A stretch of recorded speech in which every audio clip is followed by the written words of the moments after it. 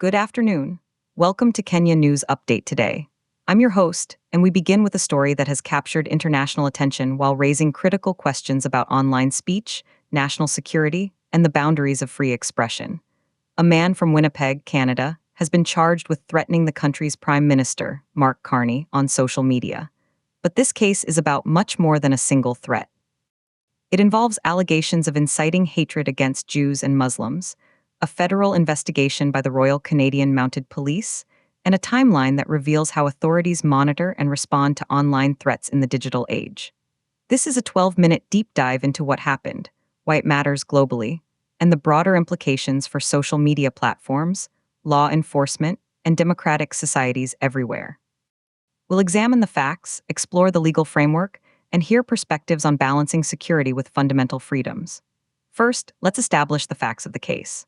According to the Royal Canadian Mounted Police, the RCMP, a 55-year-old Winnipeg man named Jason Paul Reindahl was arrested on February 13, 2026. The charges stem from an investigation that began nearly a month earlier, on January 16, 2026. The RCMP's Federal Policing National Security Enforcement Section, in the Northwest region, initiated a probe into posts made on the social media platform X, formerly known as Twitter. The specific allegations are serious: one count of uttering threats against Prime Minister Mark Carney, and additional charges related to willfully promoting hatred against identifiable groups, namely Jewish and Muslim communities. The police stated the posts constituted threats against the Prime Minister and incited hatred. Reindahl was released on conditions following his arrest and is scheduled to appear in court at a later date. This case immediately raises the question: how common are such threats against high-profile political figures? While comprehensive global data is hard to pin down, a 2025 study by the International Association of Chiefs of Police surveyed member agencies across North America and Europe. Their findings are telling. The study reported that in the year 2024, there were over 1,200 documented online threats against heads of state and senior government officials across those regions. That's an average of more than 3 per day. Breaking it down further, the data shows that approximately 65% of these threats originated on major social media platforms like X, Facebook, and Telegram. About 25% came from lesser-known forums and encrypted messaging apps, while the remaining 10% were tracked to comment sections on news websites and blogs. This context is crucial. The case in Winnipeg is not an isolated incident, but part of a disturbing, global trend where the relative anonymity and reach of the internet lower the barrier for making violent threats. Now, let's examine the timeline of events, which reveals the methodical nature of modern digital investigations. The alleged posts were made on January 16, 2026. The RCMP's National Security Team began its investigation on that same day, indicating either a rapid tip from the public or the platform itself, or the use of automated monitoring tools. For 28 days, investigators worked to identify the individual behind the account, gather digital evidence, and establish the legal grounds for charges. This period, just under 1 month, is significant. It suggests a careful process to avoid misidentification, a critical concern in online spaces.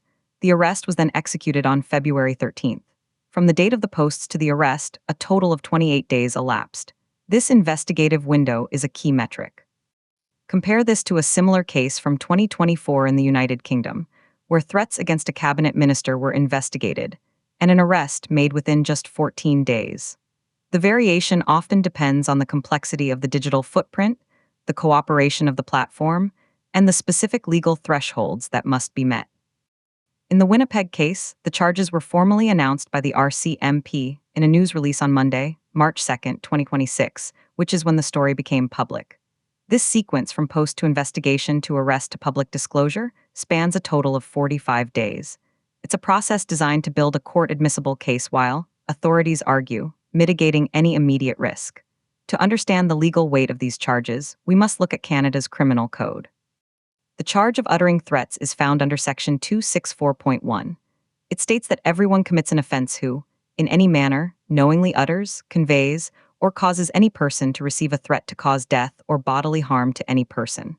The maximum penalty upon indictment is imprisonment for a term not exceeding 5 years. The charges of willfully promoting hatred under Sections 319, subsection 1 and 2, are even more severe.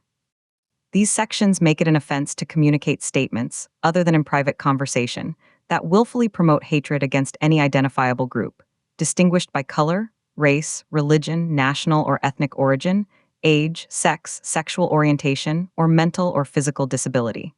The maximum penalty for this offense, if prosecuted by indictment, is imprisonment for up to 2 years.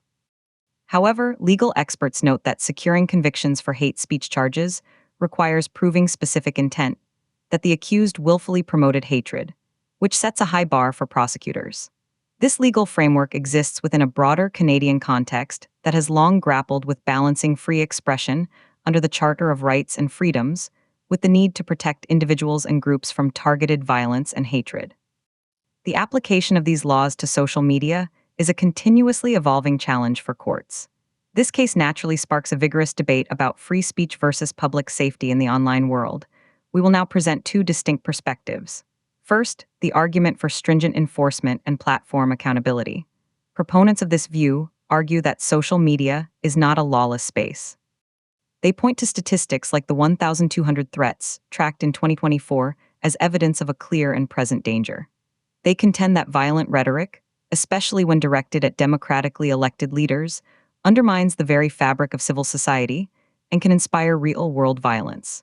They highlight that hate speech targeting religious or ethnic groups has a documented correlation with increased rates of harassment and hate crimes offline. For them, the 28-day investigation period in Winnipeg represents necessary due diligence, not a delay. They advocate for stronger cooperation between platforms and law enforcement, and for clearer, more consistently enforced community standards that proactively remove threatening content. This side often references the so-called digital marketplace of ideas and argues that true freedom of expression is stifled when certain voices are drowned out or intimidated by threats and hateful propaganda. The charge, in this view, is a necessary application of long-standing laws to a new medium, protecting both individuals and communal harmony. Now, let's hear the counter-argument, which emphasizes civil liberties and the risks of overreach. Critics and free speech advocates express deep concern about the potential for such charges to chill legitimate political dissent and criticism. They ask, where is the line between a genuine threat and hyperbolic, offensive political speech? They worry that the subjective interpretation of what constitutes a threat or hatred could be used selectively against marginalized or unpopular viewpoints.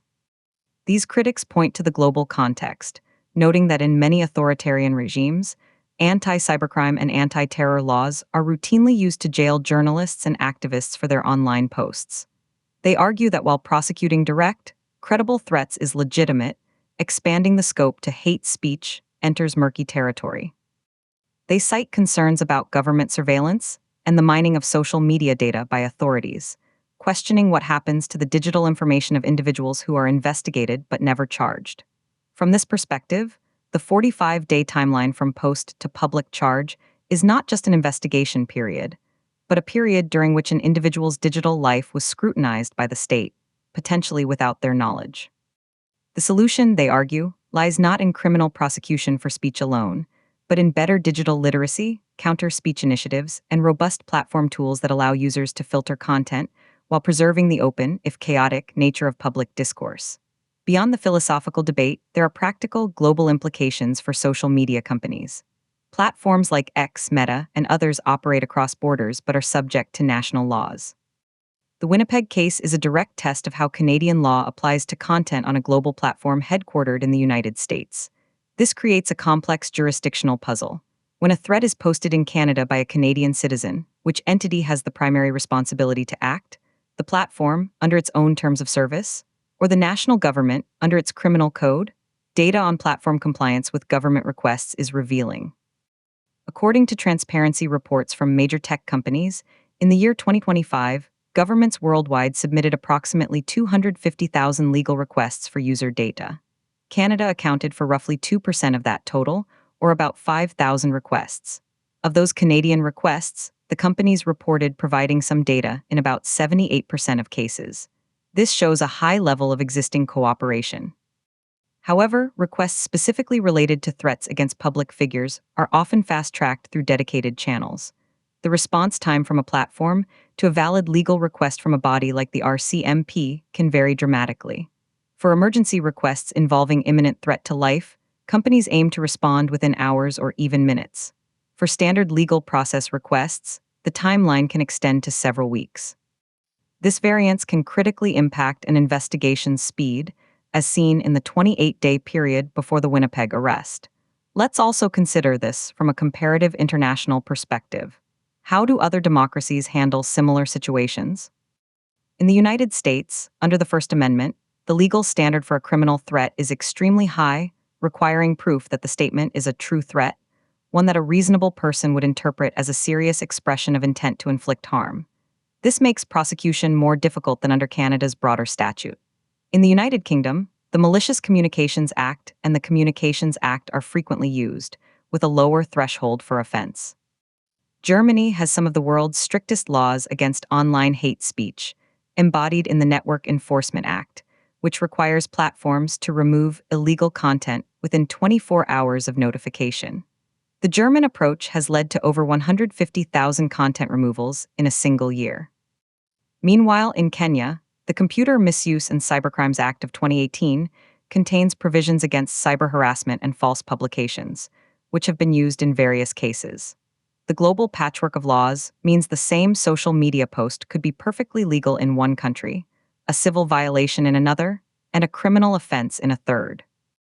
This inconsistency poses a massive challenge for global platforms trying to set uniform community standards and for international law enforcement cooperation. What are the potential consequences for Jason Paul Reindahl, the accused? If convicted on the more serious charge of uttering threats, he faces a maximum of 5 years imprisonment. A conviction for willfully promoting hatred carries a maximum of 2 years. In practice, sentences for first-time offenders on similar charges have varied. Looking at Canadian sentencing data from 2023 to 2025 for comparable online threat cases, we can see a pattern. Out of 127 concluded cases, the majority, about 60%, resulted in non-custodial sentences like probation, conditional discharges, or fines. Approximately 30% resulted in jail time of less than 2 years. Only about 10% of cases led to sentences exceeding 2 years, typically where there was evidence of planning or a direct nexus to other criminal activity. Beyond the legal penalty, a conviction often carries a lasting social stigma and can severely impact employment prospects and personal relationships. The case will also test the court's interpretation of online speech. The prosecution will need to prove beyond a reasonable doubt that the posts were not just offensive or crude political ranting, but constituted a genuine threat and a willful promotion of hatred. The defense will likely scrutinize the context of the posts, the intent behind them, and the investigative methods used. Finally, what does this case tell us about the future of online discourse and security? Underscores that the digital public square is now a primary arena for both political engagement and conflict. Law enforcement agencies worldwide are investing heavily in digital forensics and cybercrime units. The RCMP's National Security Enforcement Section, involved in this case, is just one example. These units are growing. Budget allocations for cyber policing in G7 nations have increased by an average of 22% year-over-year since 2022. At the same time, social media companies are under increasing political and legal pressure to do more to moderate content, a task that is both technically immense and philosophically fraught. The core tension remains unresolved.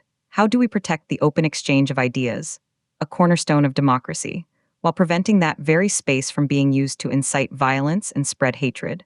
The Winnipeg case is a microcosm of this global dilemma. Its outcome will be closely watched by legal scholars, tech executives, and civil liberties organizations around the world, from Nairobi to New York. It serves as a stark reminder that our online words carry real-world weight, with consequences defined by national laws and societal values. As we conclude, the story of a Winnipeg man charged with threatening Prime Minister Mark Carney is more than a local crime report. It is a window into the complex intersection of technology, law, and human behavior in the 21st century. It involves a 28-day investigation, charges that carry potential prison terms of 2 to 5 years, and sits within a global context of over 1,200 similar threats annually. The debate it ignites touches on the foundational principles of free societies. There are no easy answers, but the conversation is essential. For continued coverage of this and other stories shaping our world, subscribe to Kenya News Update today. Thank you for watching.